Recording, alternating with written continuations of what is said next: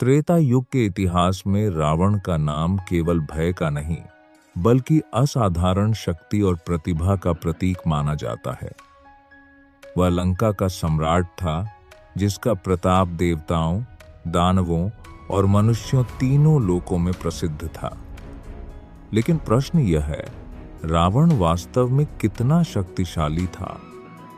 उसका राज्य सोने की लंका, समृद्धि, वैज्ञानिक उन्नति और अद्भुत वैभव का जीवंत उदाहरण था।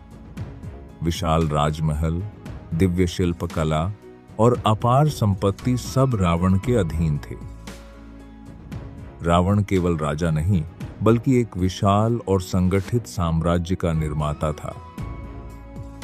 उसकी उपस्थिति ही बल, बुद्धि और नियंत्रण का प्रमाण मानी जाती थी। रावण का वचन ही नियम था और उसकी इच्छा ही शासन। रावण की महानता केवल उसके बल में नहीं, बल्कि उसकी अपार विद्या में भी समाई थी। वह वेदों, शास्त्रों और गुप्त विद्याओं का असाधारण ज्ञाता माना जाता था। ज्योतिष, तंत्र, संगीत और राजनीति प्रत्येक क्षेत्र में उसका ज्ञान चकित कर देने वाला था। बल और बुद्धि का ऐसा संगम इतिहास में विरला ही देखने को मिलता है। लेकिन रावण की इच्छाओं की सीमा यहीं समाप्त नहीं होती और अधिक शक्ति प्राप्त करने के लिए उसने तपस्या का कठोर मार्ग चुना। ऐसी तपस्या जिसमें संकल्प, त्याग और अत्यंत सहनशीलता समाई हो, जिसकी तीव्रता ने स्वयं देवलोक को प्रभावित कर दिया। अंततः रावण की अखंड तपस्या से ब्रह्मा प्रसन्न हुए। सृष्टिकर्ता ने उसे एक असाधारण वरदान प्रदान किया। इस वरदान ने रावण को लगभग अजेय और अपराजेय बना दिया।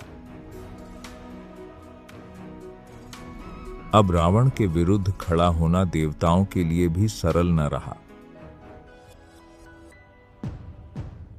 वरदान के बाद रावण की शक्ति और भी भयंकर रूप से प्रकट होने लगी। तीनों लोक उसके बल, साहस और प्रताप से प्रभावित होने लगे। उसका नाम ही शक्ति और भय का पर्याय बन गया। कथाओं में रावण के अपार बल का एक प्रख्यात वर्णन मिलता है। कहा जाता है कि उसने कैलाश पर्वत को उठाने का दुस्साहस किया। यह केवल शक्ति का प्रदर्शन नहीं, बल्कि देवताओं को दी गई चुनौती थी। इस साहस ने रावण के अहंकार को और भी प्रज्वलित कर दिया और उसका आत्मविश्वास सीमाओं को लांघने लगा। युद्ध भूमि में रावण एक अप्रतिम और भयंकर योद्धा के रूप में जाना जाता था। उसके प्रहार तीव्र, नियंत्रित और विनाशकारी होते थे। देवता और असुर दोनों उसकी युद्ध कुशलता से परिचित थे। उसकी गर्जना ही शत्रुओं के साहस को चूर्ण कर देती थी। रावण एक जीवंत आंधी, एक अप्रतिहत शक्ति। पर रावण की सबसे बड़ी शक्ति थी उसकी असाधारण बुद्धि और रणनीतिक सोच। योजना, समय और रणनीति पर उसका अद्भुत नियंत्रण था। वह केवल बलवान ही नहीं, बल्कि एक महान रणनीतिक शासक भी था। इस सब के बावजूद रावण के व्यक्तित्व का एक अन्य रूप भी था। वह वीणा का महान वादक और महादेव का परम भक्त था। यह रूप उसकी गहराई और जटिलता को प्रकट करता है।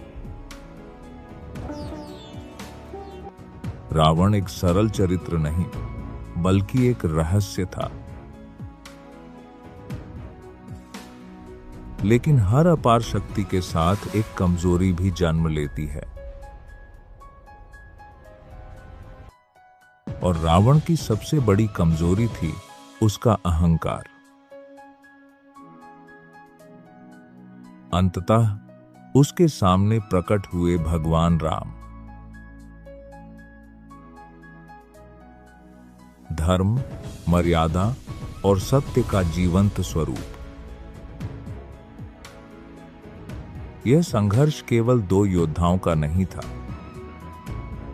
यह धर्म और अहंकार के बीच का महासंग्राम था। और अंत में महाशक्तिशाली रावण भी काल और नियति के सामने झुक गया। यह हार शक्ति की नहीं, अहंकार की हार थी, एक अमर संदेश जो युगों तक स्मरण रहेगा।